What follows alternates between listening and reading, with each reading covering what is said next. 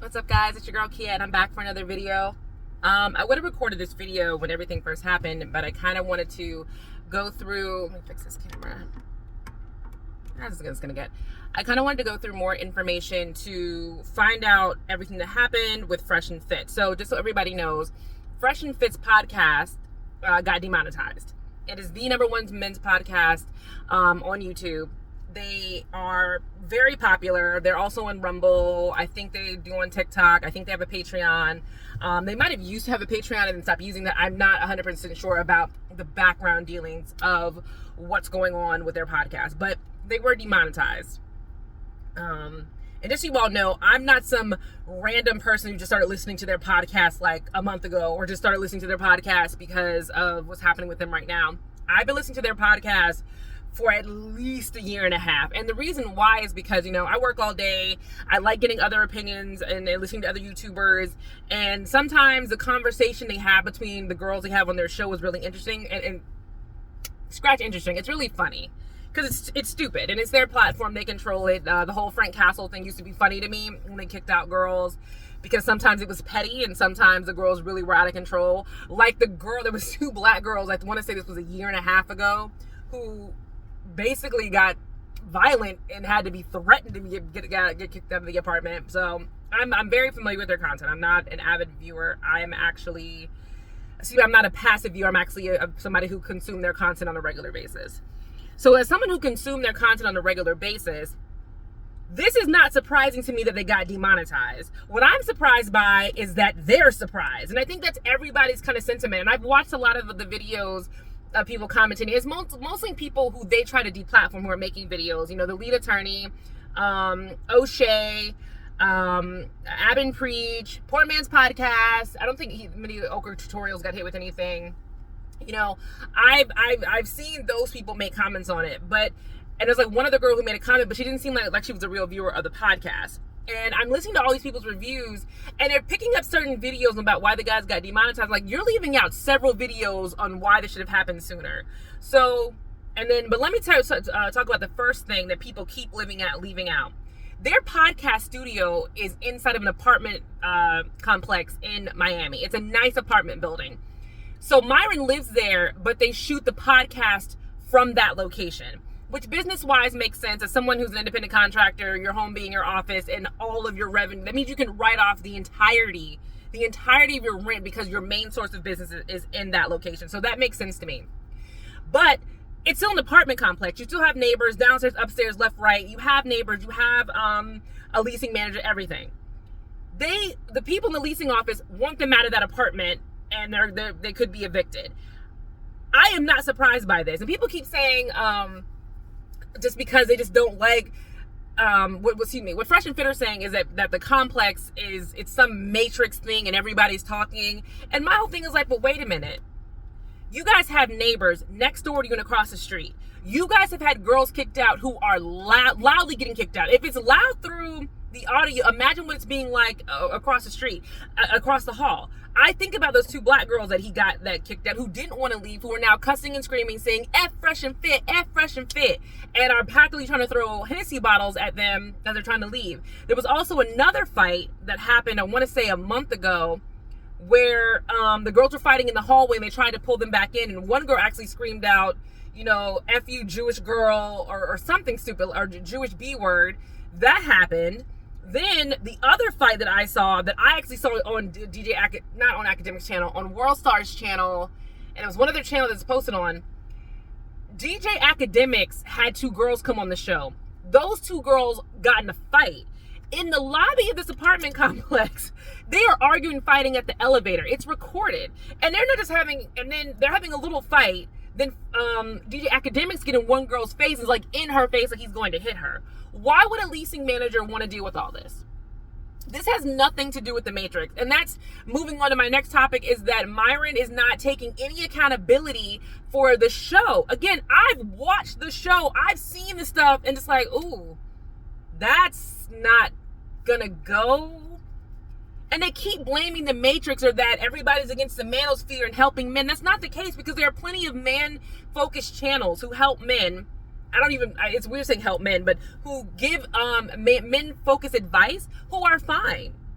Again, mediocre tutorials, fine. Kevin Samuels when he was alive, fine. Poor Man's Podcast, fine. There are plenty of men-focused channels who don't have the drama that they have.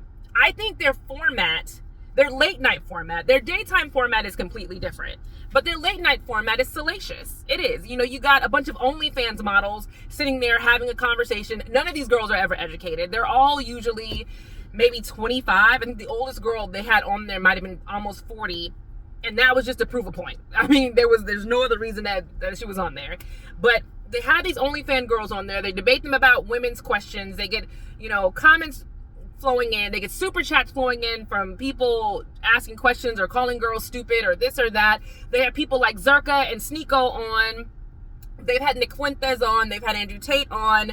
They just had Michael Blackston on, who honestly looked confused why he was even on there. I was like, why does Michael Blackston, is he high? He looks completely confused about he's on there. And they've had a couple of other manosphere guys on the podcast.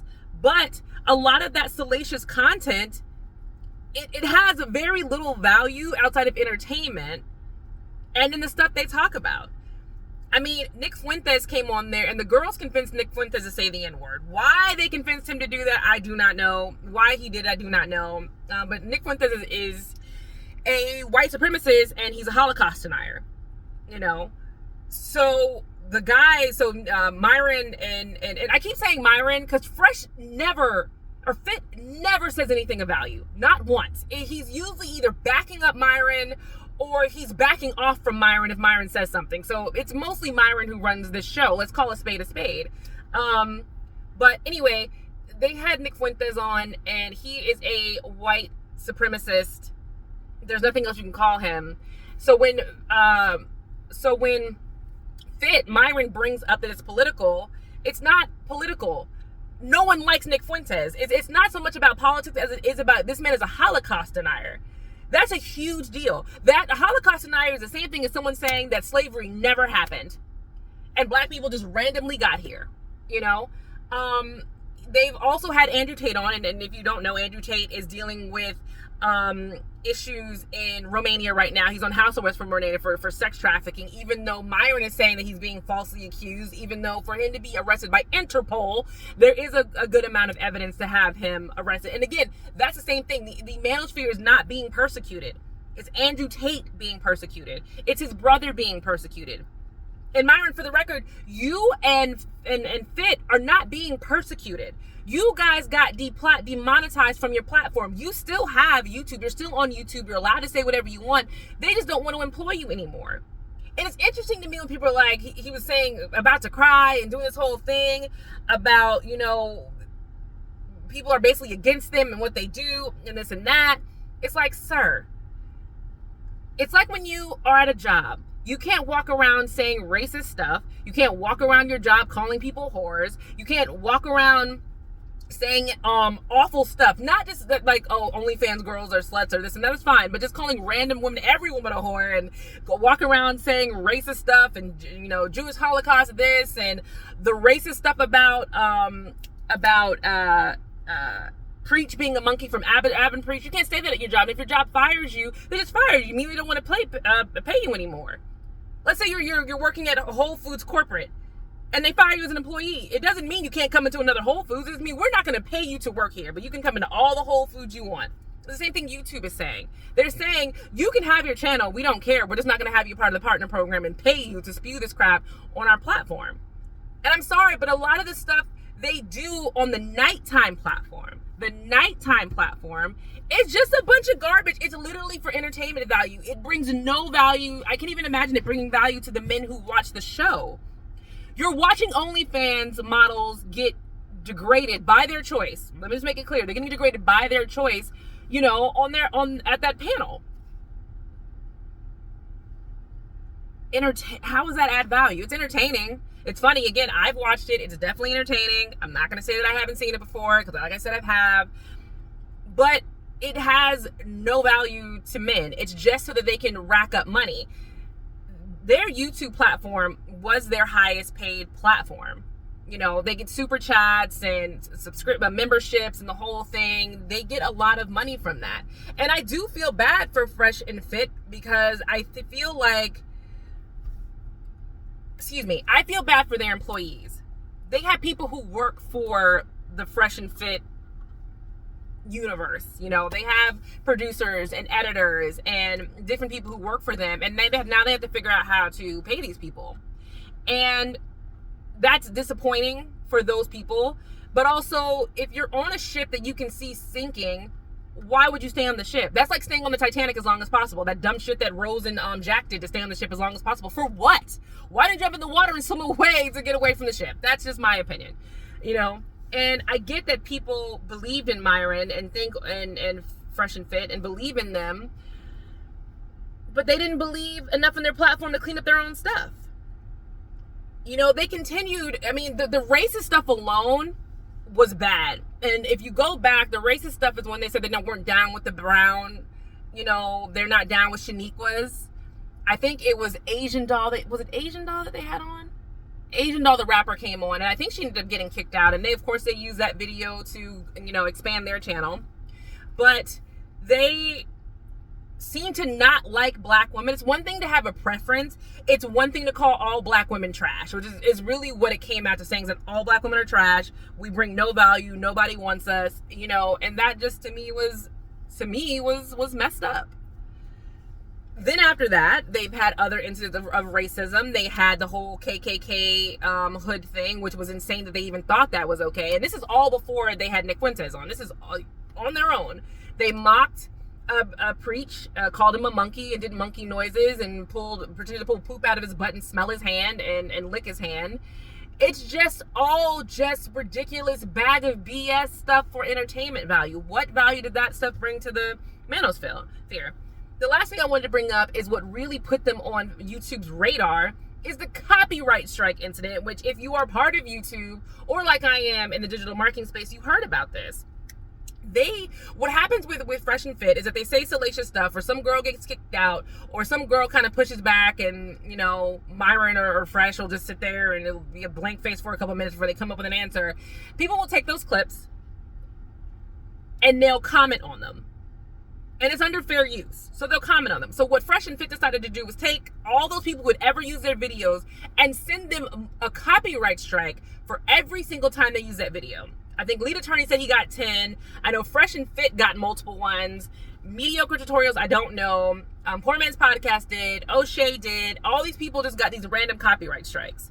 And what ended up happening is YouTube found out that they were abusing the copyright strike program or process and made them retract it and apologize. I think that incident, copy strike gate, is what put YouTube on notice that there's something going on here and we need to pay attention to this channel. Because if they're going out of their way to copyright strike all these people, we need to pay attention and something else must be going on. I think that is where all of this started. If they had never done that, I don't think any of this would have happened. And my last comment is going to be, this is not about the manosphere being bad or people being against the manosphere. It is fine to do the red pill manosphere thing. Again, a lot of guys do it. This is strictly about Fresh and Fit messing up. I'm sorry they messed up. I'm sorry that they lost their channel, but I need them to take some accountability. They're constantly telling women that women never take accountability. Women never take accountability. And women never think they do anything wrong. It's men, men, men, men. In this situation, Fresh and Fit, you're the men and you did something wrong. And you don't want to accept it. You want the rest of the world just to think that you are this, that whole, let me tell you this. That whole thing he said about it was great saving children, but it's better saving you guys. And then he walked off and cried. If you fell for that, you're a dodo.